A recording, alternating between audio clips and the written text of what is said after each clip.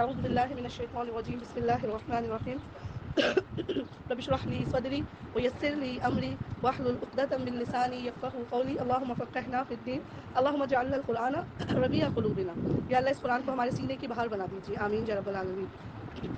جب ہم نے قرآن کا آغاز کیا تھا اس دفعہ دورے سورۃ القرآن کا، اس وقت ہم روزے کی حالت سے نہیں تھے. بھرے پیٹ میں قرآن اترنے کا الگ معیار ہوتا ہے، اور خالی پیٹ میں جب شیاطین کو ہمارے کناروں سے کچک لیتا ہے اللہ تعالیٰ، اس وقت قرآن سننے کا ایک الگ مزاج ہوتا ہے. تو اللہ سے دعا کریں کہ اللہ تعالیٰ تب جو ہم نے قرآن سنا تھا اسے بھی میرے سینے کی رونق بنا دو، اب جو میں مشقت کے ساتھ قرآن سنوں اور سناؤں اللہ اسے بھی میری زندگی بدلنے کا ذریعہ بنا دیجیے گا. ہم نے لاسٹ جو کلاسز کی تھی اس میں زیادہ تر ہم نے مکی صورتیں کی تھی. کون کون سی کر چکے ہیں ہم لوگ؟ سورہ یاسین، سورہ ملک، سورہ رحمان، سورہ واقعہ اور سورہ کہف. اس میں ہم نے جو زیادہ تر صورتیں کی ہیں اس میں ہم نے عقائد کے اوپر بات کی، آخرت کے اوپر بات کی. اور مکی صورتوں کو میں نے آپ کو بتایا تھا کہ ہم کیوں دور اسٹارٹ کر رہے ہیں. جب تک میرا عقیدہ اسٹرانگ نہیں ہوگا، مجھے اللہ کی توحید کا دل سے یقین نہیں ہوگا، جب تک مجھے جنت کی دل سے لالچ، طمع، حرص جو بھی کہہ لیں، جنت کی نہیں کہ آپ کو بھوک ہونی چاہیے، ایک حرص ہونی چاہیے. لوگ کہتے ہیں کہ جی اللہ سے محبت کی، محبت میں جو ہے نا عبادت کو، جنت کے لیے کیا عبادت کرتے ہو؟ قرآن تو خود کہتا ہے کہ طمع رکھو نا جنت کی، لالچ رکھو جنت کی، مانگو دوڑو اس کے لیے. تو ہم نے جنت کو جاننا چاہا، دوزخ کو جاننا چاہا، تاکہ ان اعمال سے بچیں جو دوزخ لے جاتے ہیں اور ان اعمال کی طرف دوڑیں جو ہمیں جنت لے جاتی. آج بھی جو صورت آپ کے سامنے انشاءاللہ تعالی ہم کرنے جا رہے ہیں یہ بھی مزاجن مکی سورہ ہے. اس کا مطلب ہے ابھی بھی ہمیں اپنے عقیدے اسٹرانگ کرنے ہیں. جب تک میری توحید اسٹرانگ نہیں ہوگی، میرا رسالت پہ ایمان نہیں ہوگا، میرا ڈے آف اکاؤنٹیبلٹی پہ جتنا اسٹرانگ اور فرم ایمان ہوگا میرے اعمال اتنے ہی خوبصورت ہوں گے.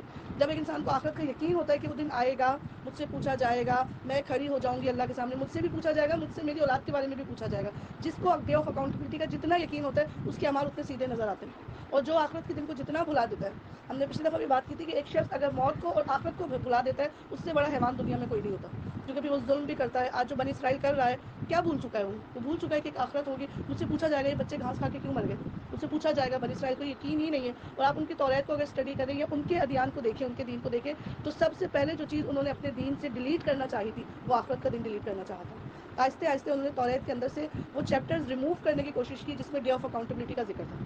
اور ہمارا قرآن ایک پیج پڑھے اگلے میں پھر آخرت، ایک پیج پڑھے اگلے میں پھر آخرت کی. کہیں بھول نہ جاؤ کہ ایک دن تم اٹھائے جاؤ گے، کھڑے کیے جاؤ گے، تم سے تمہارے شب و روز کے بارے میں سوال ہوگا. تو یہی میرا مقصد ہے اس دفعہ کہ اللہ تعالیٰ اگر کسی درجے میں ادیبہ بھی اپنی موت بھول گئی ہے کہ ایک دن وہ اٹھائی جائے گی، اس سے پوچھا جائے گا کہ تم جمعرات کو رات 3 بجے اکیلے بیٹھ کے کیا کر رہی تھی. تو اللہ میں اس خوف کو دوبارہ سے زندہ کرنا چاہتی ہوں. وَلِمَنْ خَافَ مَقَامَ رَبِّهِ جَنَّتَانِ، کہ جو لوگ اللہ کے سامنے کھڑے ہونے کا خوف رکھتے ہیں ان کو اللہ 2 باغ عطا کرے گا.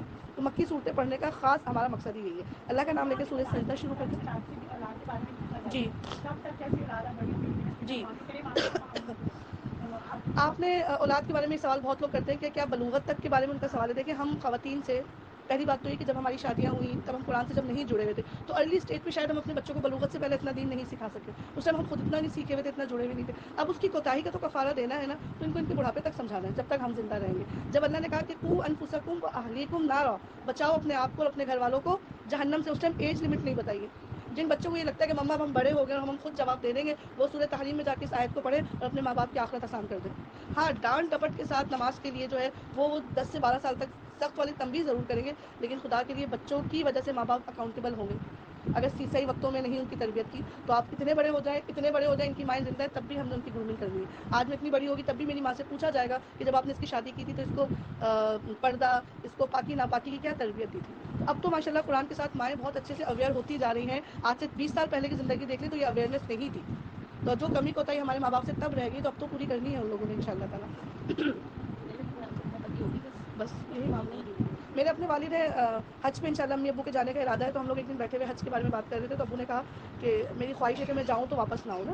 وہ میں کہا پوری خواہش ہی جذباتی خواہش ہے میری نظر میں. آپ تو وسلم نے ایسی کوئی دعا مانگنا پسند نہیں کی. اللہ کے نبی نے تو سمپل سی دعا بتائی ہے موت کے لیے کہ اللہ مجھے زندہ رکھ جب تک میری زندگی میرے لیے بہتر ہے، اور پھر مجھے موت دے دے جب میری موت میری زندگی سے بہتر ہو جائے. انف. تو میں کہا آپ کیوں ڈیڈ لائن لگا رہے ہیں کہ ذی الحجہ اور محرم، اور وہ بھی 2024 کا ذی الحجہ اور محرم. میں کہا اب جو ابو آپ نے قرآن ترجمے سے سننا شروع کیا ہے، اب جو آپ کی لائف میں چینجنگ آ رہی ہے، آپ وہیں رہ جائیں گے تو بھی پیچھے جو آپ کے بچے کھڑے ہو گئے ہیں تو انہیں کون آ کے سکھائے گا. میں کہا یہ ذمہ داری ہے، مانگے اللہ سے اتنی زندگی کہ واپس آئیں. جو کام آپ اپنے بیٹوں کو نہیں سکھا سکے نظر جھکا کے رکھنا، اب آپ نے سورہ نور سے یہ سیکھا ہے تو ان کو کون امپلیمنٹیشن کروائے گا. تو میں کہا میں اس دعا کو جذباتی دعا کہوں گی. آپ کی محبت اللہ اس کے رسول سے ہو تو چاہے یمن میں انتقال ہو، پاکستان میں انتقال ہو یا مکے میں انتقال ہو، اٹھائے رسول اللہ کے قریب سے ہی جائیں گے. تو اس اعتبار سے مکے مدینے میں موت مانگنے کی خواہش سے زیادہ ضروری ہے کہ اپنے بچوں کی اچھی تربیت کر کے چلے جائیں. ایمان والی موت ہے. بسم اللہ الرحمن الرحیم. الف لام میم. الف لام میم حروف مقطعات میں سے ہے. اس کی پہلی ہی جو آیت ہے، سیکنڈ جو آیت ہے، تنزیل الکتاب لا ریب فیہ من رب العالمین، اس کتاب کی تنزیل بلا شبہ رب العالمین کی طرف سے. یہ پورا جو پیکج آف قرآن ہے یہ کس کی طرف سے آیا ہے؟ جب اللہ تعالیٰ نے یہ چیز بتا دی ہے، جو میں آپ کو بار بار مثال دیتی ہوں، پیپر ایک ہی ہوتا ہے، دیکھا یہ جاتا ہے کہ پیپر آیا کہاں سے ہے. یہ پیپر اگر اسکول کے بچوں کی طرف سے آیا ہے، اسکول سے آیا ہے، اس پہ فیس لکھی ہوئی ہے. ایک پیپر آیا سموسہ لیا آپ نے، اس کے نیچے ایک پیپر رکھا ہوا ہے. اور ایک پیپر آیا، وہی پیپر ہے جو پریس میں چھپا ہے، وہ آیا کورٹ کی طرف سے. جب آپ اسٹیمپ دیکھتے ہیں تو پتہ لگتا ہے پیپر کتنا امپورٹنٹ ہے. مینوفیکچرنگ ایک ہی تھی پیپر کی، لیکن آیا کہاں سے ہے ایک لمحے میں آپ کی جو ہے نا اس پیپر کے ساتھ برتاؤ بدل جاتا ہے. تو یہ کتاب کو اللہ تعالیٰ کہتے ہیں بھیجی کس نے ہے؟ من رب العالمین، جو سارے جہانوں کا رب ہے. اس کو کیسے اگنور کر سکتے ہیں؟ دروازے میں کوئی بیل بجے، آپ کے بچہ آ کے کہے کہ مما یا کوئی بہن آپ کی کہے کہ کورٹ کا پیپر آیا، تو ہم لائٹ بیٹھے رہیں گے؟ کورٹ کا پیپر آیا، there must be a notice, کوئی نہ کوئی الارم ہوگا، کوئی نہ کوئی انٹیمیشن ہوگی. ہم فوراً اس پیپر کو لیتے ہیں، کھولتے ہیں، لینگویج سمجھ نہیں آتی تو اردو ٹرانسلیٹر کرتے ہیں. اگر صرف کورٹ سے پیپر آ جانے کی یہ فکر ہے تو جس رب، جو سارے جہانوں کا رب ہے، جس نے قرآن اتارا، اس کے ساتھ ہمارا کتنا سینسٹیوٹی ہونی چاہیے. یہ نہیں سمجھ آ رہا تو بھاگے دوڑے پوچھے کہ اللہ سورہ زمر میں کیا کہہ رہے ہیں، اللہ سورہ سجدہ میں کیا کہہ رہے ہیں. تو اللہ نے پہلی آیت میں حروف مقطعات اور دوسری میں کہہ دیا کہ تنزیل الکتاب لا ریب فیہ من رب العالمین. یہ کتاب ایسی ہے کہ جس میں کوئی شک نہیں ہے، ہر طرح کے شکوک کو ختم کرنے کے لیے قرآن اترا ہے. یہی بات اللہ سورہ بقرہ میں بھی کہتے ہیں، الف لام میم ذالک الکتاب لا ریب فیہ. لوگ افسوس ہوتا ہے کہ اس قرآن کو پڑھ کے شک و شبہات میں پڑ جاتے ہیں، جبکہ قرآن کیسی کتاب ہے؟ آپ کے سارے شک زائل کر دینے والی کتاب ہے. من رب العالمین بھیجی گئی ہے کس کی طرف سے؟ رب العالمین کی طرف سے. یہاں ایک لفظ سمجھ لیتے ہیں، تنزیل. پچھلی جتنی بھی شریعتیں ہیں، چاہے وہ شریعت موسیٰ ہو یا جو عیسیٰ علیہ السلام نے ریوائول آف شریعت موسیٰ کی تھی، تمام پچھلے ادیان کی جو شریعتیں اتری ہیں وہ ان کا انزال ہوا ہے. انزال کہتے ہیں چیزوں کا بیک وقت اتر جانا. کتنے دن میں موسیٰ کو توریت ملی تھی؟ الف سے لے کر یہ تک ڈوز اینڈ ڈونٹس 40 ڈیز میں دے دیے گئے تھے. اور رسول اللہ کو قرآن کتنے عرصے میں ملا؟ 23 سال میں ملا. ایج آف 40 سے اسٹارٹ ہوا اور ایج آف اباؤٹ 63 ایئرس تک اللہ کے نبی یہ 30 پاروں کا جو مٹیریل ہے وہ جمع کرتے رہے اپنے سینے اتھر پر. کس میں زیادہ فرمنس نظر آتی ہے؟ اکٹھا مل جانا یا تھوڑا تھوڑا اترنا؟ تنزیل کہتے ہیں کسی چیز کا تھوڑا تھوڑا اترنا. مشرکین سوال کیا کرتے تھے اللہ کے نبی سے کہ یہ اللہ کا اگر یہ کلام ہے تو اکٹھا کیوں نہیں اتر جاتا؟ آپ قرآن میں سنتے ہی آئے یہ پورا کا پورا ایک ساتھ کیوں نہیں آ گیا؟ یہ پورا کا پورا کیوں آئے گا ایک ساتھ؟ جیسے جیسے واقعات زمین پر ہوتے گئے، جیسے جیسے مشرکین نے مطالبات کرنے شروع کیے، ویسے ویسے جبریل اس کا جواب لے کر آتے گئے. تو اللہ کہہ رہے کہ اس کی ہم نے تنزیل کی ہے. اور کہاں سے آئی ہے تنزیل؟ من رب العالمین. لوگ کہتے ہیں کہ اس شخص نے اسے خود گھڑ لیا ہے، نعوذ باللہ. نہیں، بلکہ یہ حق ہے تیرے رب کی طرف سے تاکہ تو متنبہ کرے ایک ایسی قوم کو جس کے پاس تجھ سے پہلے کوئی تنبیہ کرنے والا نہیں آیا، شاید کہ وہ ہدایت پا جائیں. ایک تو یہ کہتے تھے کہ نعوذ باللہ کہ جو بھی آپ صبح کے قرآن پڑھاتے ہیں، شام میں قرآن پڑھاتے ہیں، بتاتے ہیں مجھ پہ وہی آئی ہے، سنتے ہی کیا کہہ دیتے تھے مشرکین مکہ؟ یہ مین میڈ کتاب ہے، کوئی اللہ کی طرف سے نہیں ہے. جس پہ اللہ نے چیلنج دیا تھا کہ اچھا اگر اس نے خود بنا دی تو کچھ تم بھی بنا کے لے آؤ. کیونکہ ابو جہل کچھ کم پڑھا لکھا تو نہیں تھا، اس کا تو پہلے نام ہی کیا تھا، ٹائٹل تھا ابو الحکم، حکمتوں کا باپ کہا جاتا تھا. اتنا سپر جینیس. عمر بن حشام اس کا اصلی نام تھا، لیکن چونکہ وہ اتنی حکمت والی بات کرتا تھا، اتنا خوبصورت اسپیچ کرتا تھا، اتنا ایگریسولی لوگوں کو ڈیل کرتا تھا کہ اس کا نام رکھ دیا گیا تھا حکمتوں کا باپ. لیکن جب اس نے اتنا جینیس ہونے کے باوجود اللہ اس کے رسول کو نہیں پہچانا تو اس کا نام رکھ دیا گیا ابو جہل، جہالت کا باپ. اتنا پڑھا لکھا ہے اور سمجھ ہی نہیں پا رہا اللہ کیا ہے. آج ایسے کتنے پڑھے لکھے دنیا میں ملتے ہیں، کہتے ہیں ہم کتاب کا نا اوپر سے ٹائٹل دیکھ کر بتا دیتے ہیں اندر کون سی ہسٹری لکھی ہوئی ہے، اور تم قرآن پڑھ کے نہیں بتا پا رہے کہ اللہ کیا ہے، تم اللہ کو نہیں جان پائے. تو اللہ سبحانہ تعالیٰ کے بارے، رسول اللہ کے بارے میں یہ لوگ کہتے تھے یہ مین میڈ کتاب ہے، کچھ بھی نہیں ہے.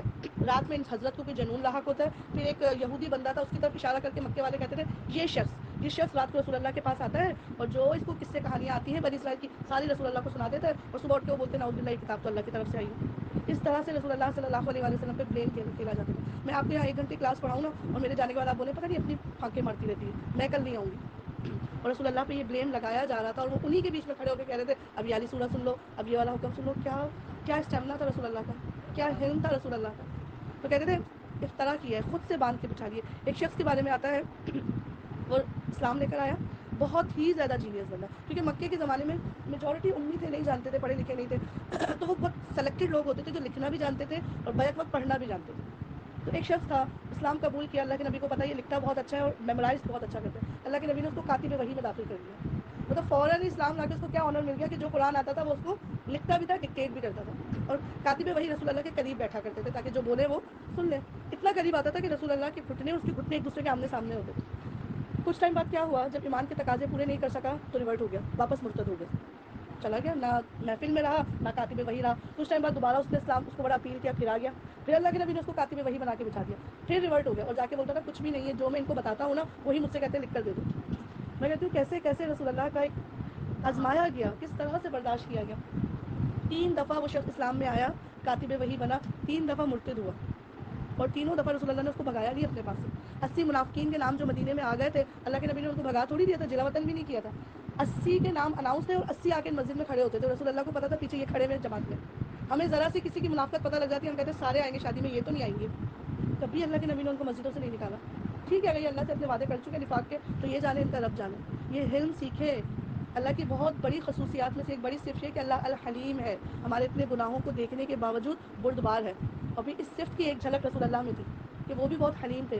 اور اللہ اپنی مخلوق میں بھی اس صفت چاہتا ہے کہ لوگوں کی غلطیاں دیکھ لینے اور جاننے کے بعد کیا کرو, حلم سے کام لو, بردباری سے کام لو. آج نہ بچوں میں بردباری ہے, نہ بچوں کے باپ میں بردباری, نہ بچوں کے دادا میں بردباری بچی ہے.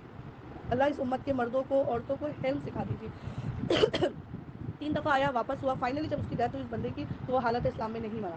اس کی تدفین کی گئی. اس کے بارے میں باقاعدہ باب بنا ہوا ہے حدیث کی کتابوں میں کہ جب اس کو راتوں رات اس کی تدفین کی, جب صبح آ کے دیکھا تو یہ اپنی قبر کے اوپر پڑا ہوا تھا. دوبارہ کھڈا کھودا, پھر دفنایا, پھر آ کے دیکھا یہ اوپر پڑا ہوا تھا. مرتد کو زمین نہیں ایکسیپٹ کرتی. اور ایسا مرتد کہ جو رسول اللہ کے زمانے میں اسلام لایا اور واپس گیا, آیا گیا, 3 دفعہ اس کے ساتھ یہ معاملہ ہوا. تیسری دفعہ کے بعد بڑے بڑے مشرکین نے کہا کہ اس کا معاملہ یہ جانے, اس کا اللہ جانے.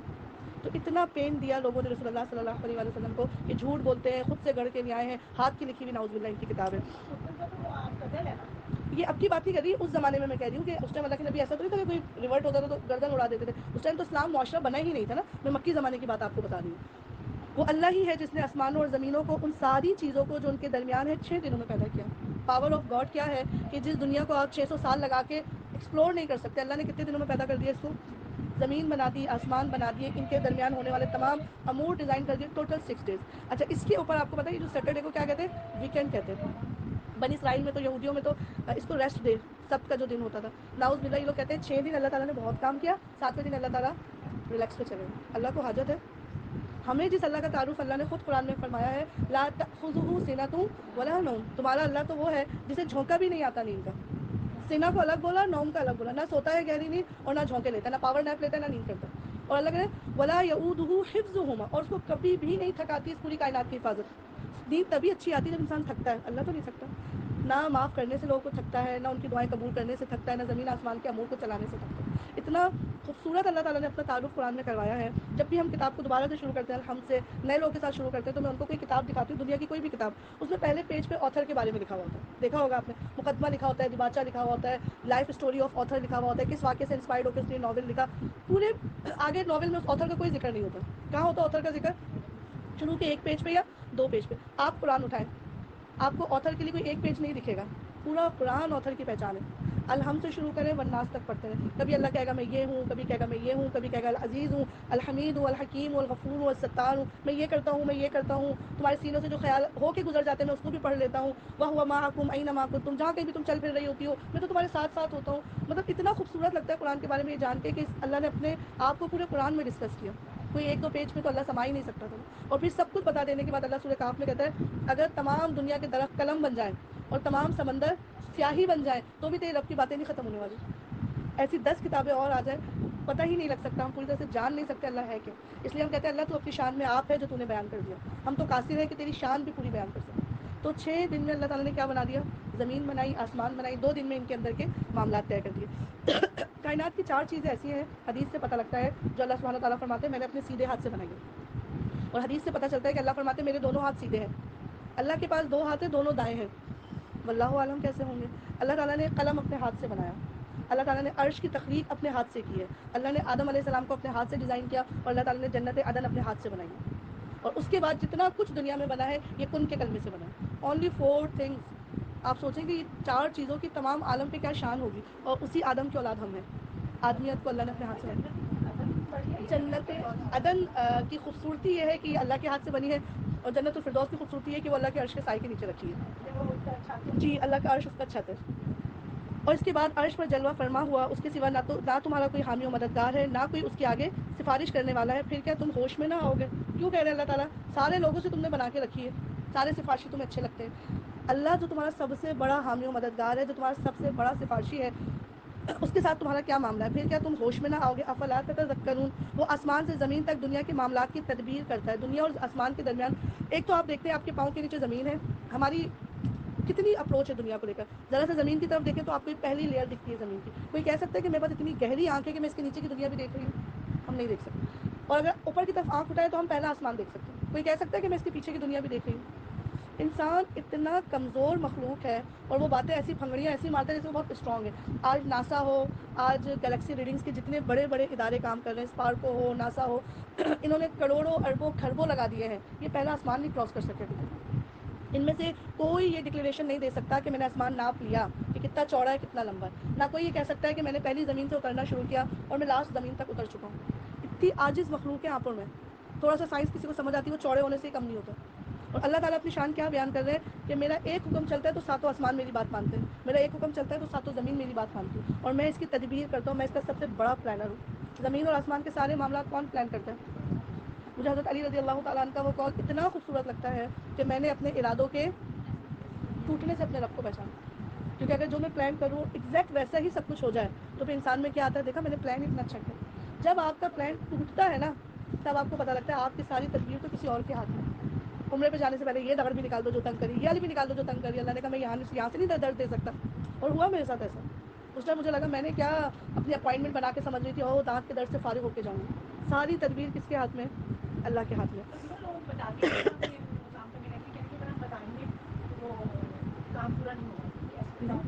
یہ ضرور ہے کہ جب نعمتیں ملیں تو بہت زیادہ پرچار مت کرو, لیکن نعمتیں حاصل کر لو تو اللہ کا شکر ہے. اما بھی نعمت ربی کا فحدث, شکریہ تو کرو, لوگوں سے ڈسکس تو کرو الحمدللہ اللہ نے دے دیا. باقی یہ کہ ڈسکلوز کر دینا وہ الگ بات ہے. کہ جب حضرت زکریا علیہ السلام کو یحییٰ ملنے والے تھے, مریم کو عیسیٰ ملے تھے, مطلب بڑی بڑی جب خوشخبریاں نبیوں رسولوں کو ملی جاتی تھی تو فار دا ٹائم بینگ اللہ ان کو سائلنٹ پہ ڈال دیتے تھے. اور ہمارے یہاں تو کیا میں کہوں اسٹیٹس کے ذریعے جو نا upcoming dot dot dot dot پھر کاؤنٹ ڈاؤن آ رہا ہوتا ہے 10 9 8 7 6 برسٹ. اللہ جو طریقہ سکھا رہے ہیں نظریں نہ لگے, کیوں نہیں لگیں گی نظریں؟ مجھے افسوس ہو رہا تھا اتنا سمجھا دینے کے بعد قرآن سے جڑے ہوئے لوگوں کو بھی موبائل سے نیچے اتارنا عمرے پہ مشکل لگ رہا تھا. کیونکہ وہ ایک انسان میں کیا ہے, میں لوگوں کو تو بتاؤں پہنچ گئی کہاں کہاں پہنچی. کہیں نہ کہیں شیطان بھی ہمارے ساتھ ہی گھوم رہا ہوتا ہے وہاں زیادہ گھوم رہا ہے. ٹھیک ہے جی, نہیں یہ دعا کر کے آئیے اس کی بھی سختی آ جائے. بسم اللہ الرحمن. اور اس تدبیر کی روداد اوپر اس کے حضور جاتی ہے ایسے دن میں جس کی مقدار تمہارے شمارے سے 1000 سال ہے. زمین کے تمام کام جو ہے وہ آسمان کی طرف چڑھائے جاتے ہیں, اور آسمان سے تمام کام زمین کی طرف بطور حکم نافذ کیے جاتے ہیں. اب یہ کتنی مقدار ہے تمہارے شمارے سے 1000 سال ہے. ایک چیز یاد رکھیں کہ جس دنیا میں آپ اور میں رہتے ہیں اس کی ڈائمنشنز بالکل الگ ہیں, اور جو اوپر کے معاملات ہیں ان کی ڈائمنشنز الگ ہیں. انسان جیسے ہی عالم نظر میں داخل ہوتا ہے, موت نہیں کہہ رہی میں, موت کا پہلا اسٹیج جب انسان دیکھتا ہے کہ اس کے گندھے ہوئے جسم میں سے روح کھینچی جا رہی ہے, پلٹائی جا رہی ہے, دیٹ ٹائم وہ ایک نئی ڈائمنشن میں داخل ہو جاتا ہے. اس لیے مرنے والا اس دنیا کو نہیں دیکھتا جس میں آپ کھڑے ہوتے ہیں, وہ بیونڈ اسکائز دیکھ رہا ہوتا ہے. یہ ہم نے اپنی آنکھوں سے جانے والوں کو دیکھا ہے کہ وہ بیونڈ اسکائی کچھ لوگوں سے باتیں کر رہے ہوتے ہیں, ان کو کچھ اور اس لیے تو نہ نزا والے کی ڈائمنشن یہ رہتی ہے, نہ نزا والے کا ٹائم فریم یہ رہتا ہے. اس کے لیے 2:30 نہیں بج رہے ہوتے, اس کے لیے 3 نہیں بج رہے ہوتے. جو ہی آپ کی آنکھ موت دیکھتی ہے, اور ہم بھی دیکھیں گے, فوراً سے ہمارے ڈائمنشن چینج ہو جاتے ہیں, ہم کسی اور دنیا میں پہنچ جاتے ہیں. اور اس دنیا کی کیا مقدار ہے, یہاں اللہ تعالیٰ کہہ رہے ہیں کہ جب تمہارا 1000 سال گزرتا ہے تو آسمان کا ایک دن پلٹتا ہے. دیٹ مینس کچھ بہت ہی بڑی کاؤنٹنگ ہے وہاں. اسی طرح سے جو ایک دن قیامت کا ہے, جس کی حدیث سے ہمیں اور قرآن سے ہمیں پتہ لگتا ہے کہ اس کی عمر کتنی ہے قیامت کے ایک دن کی, 50,000 ایئرس, 50,000 سال. وہ زمین کے 50,000 سال نہیں, آسمانوں کے 50,000 سال. یعنی کہ آسمان کا تو زمین کا 1000 سال گزرنے کے بعد ایک دن ہوتا ہے. آپ سوچیں نا اتنی بڑی انسانیت کا حساب کتاب ہوگا. ایک ایک کی فائل پکڑی جائے گی, پوچھا جائے گا, ویڈیو کلپس چلیں گے, لین دین ہوگا. اچھا غیبت کی تھی, چلو اس کو اپنی نیکیاں دو. اتنے سارے معاملات ہوں گے, کتنا بڑا دن ہوگا. قیامت کے دن کی بھی سٹیجز ہیں, صبح کا دن ہوگا, دوپہر کا وقت ہوگا, شدید اندھیرے کا وقت ہوگا. ان تمام چیزوں سے گزر کے پھر انسان جنت و جہنم تک پہنچے گا. تو اللہ تعالیٰ کہہ رہے ہیں مجھ تک جب تمہاری رودات پہنچائی جاتی ہے تو کتنا شمارے 1000 سال. وہی ہر پوشیدہ اور ظاہر کا جاننے والا اور زبردست اور رحیم ہے. جو چیز بھی اس نے بنائی ہے خوب ہی بنائی ہے. اسی نے انسان کی تخلیق کی ابتدا گارے سے کی, پھر اس کی نسل ایک سط سے چلائی جو حقیر پانی کی طرح کا ہے, پھر اس کو نکسک درست کیا اور اس کے اندر اپنی روح پھونک دی, اور تم کو کان دیے, آنکھیں دی اور دل دیے. تم لوگ کم ہی شکر گزار ہوتے ہو. ایسی ہی ملتی جلتی آیات آپ سورہ ملک میں بھی پڑھتے ہیں کہ واللہ ہی ہے هو الذی انشأکم وجعل لکم السمع والابصار والافئدہ قلیلا ما تشکرون. وہاں بھی اللہ کا یہی گلہ ہے کہ اتنی بڑی بڑی نعمتیں ہول کر کے کرتے کیا ہو, ناشکری. کتنا کچھ اس ٹائم جو میرے پاس آپ کے پاس جو یہ باڈی پارٹس لگے ہوئے ہیں, ان کی مارکیٹ ویلیو کیا ہے, کوئی لگا سکتا ہے کہ میری آنکھ کی روشنی کی کیا قیمت ہوگی؟ یہ تو جب اللہ نہ کرے چلی جائے گی تو پتہ لگے گی یہ ہر چیز سے زیادہ قیمتی. ایک شخص کے بارے میں آتا ہے کہ وہ ایک حضرت بزرگ کے سامنے اپنی فقیری کا رونا رو رہے ہوتے ہیں, غربت کا. میں بہت غریب ہوں, میں بہت فقر میں ہوں, میرے پاس پیسہ نہیں ہے. تو وہ بڑے जीनियस हजरत होते हैं, वो कहते हैं अच्छा मैं तुम्हारी गुर्बत अगर ख़त्म करवा दूँ तो, कहते हैं वो कैसे, कहते हैं ऐसा करो अपना सीधा हाथ काट के मुझे दे दो, मुझसे इतने हज़ार ले लो। नहीं ये मैं कैसे दे दूँ? अच्छा ऐसा करो कि अपनी टांग काट के मुझे दे दो, मुझसे इतने लाख रुपए ले लो। होते होते वो उनकी बिनाई तक आ जाते हैं। अच्छा ऐसा करो अपनी आँख की रोशनी मुझे दे दो, मुझसे इतने बिलियंस ले लो। तो कहते हैं नहीं मैं ये कैसे आपको दे दूँ? कहते हैं अच्छा इतना अरबपति हो, इतना कुछ फ्रेश ओरिजिनल रख के बैठे हो और अल्लाह से कहते हो तू गरीब है, सेहत से बड़ी कोई दौलत है? तो इंसान के पास इतना कुछ, उसके बाद भी वो क्या है, नाशुक्रा। एक बुजुर्ग थे, उनके बारे में एक शख्स ने आके पूछा कि आपकी तबीयत कैसी है? तो वो कहते हैं कि अल्लाह की नेमतें खा खा के दांत तो टूट गए हैं, लेकिन अल्लाह की नाशुक्री कर करके आज भी ज़बान नहीं थकी। पूरा जिस्म सही सलामत होता है। ये तो मैं अपने लिए भी कहती हूँ, एक हिस्सा तकलीफ करे तो क्या करते हैं, उस हिस्से का जिक्र ज़्यादा होता है। हमारी अपनी जानने वालों में अम्मी बताती कि उनकी तबीयत खराब होती थी, उनसे कोई पूछे कि आपके पेट का दर्द कैसे, तो जवाब देती थी अल्लाह का शुक्र मेरे बाजू ठीक है। पेट का बता, अल्लाह का शुक्र मेरे कान ठीक है। तो आने वाला भी शर्मिंदा हो जाता था, इसकी बीमारी की दरियाफ्त करूँगी। अल्लाह हमें ऐसा ईमान नसीब फरमा दीजिए कि जो हासिल है ना उस पर शुक्र करने वाले बन जाए। वो डॉक्टर हुमैरा ने एक जुमला कहा कि जिसने मुयस्सर को मौसर समझ लिया, जो मुयस्सर है उसी को मौसर बना लिया, वो कामयाब है। समझ आई? जो मुयस्सर है आपके पास, आपका दाल की प्लेट मुयस्सर है ना, इसी को अपने लिए मौसर बना लीजिए, आप कामयाब हो जाएंगे। लेकिन इंसान की नेचर क्या है, जो दस्तयाब नहीं है उसकी तमा रखता है और इसलिए उसको अपनी आगे की प्लेट खाली नजर आता है। जो जिसने मुयस्सर को मौसर बना लिया वो कामयाब है, वही तो शुक्रगुजार होता है। बस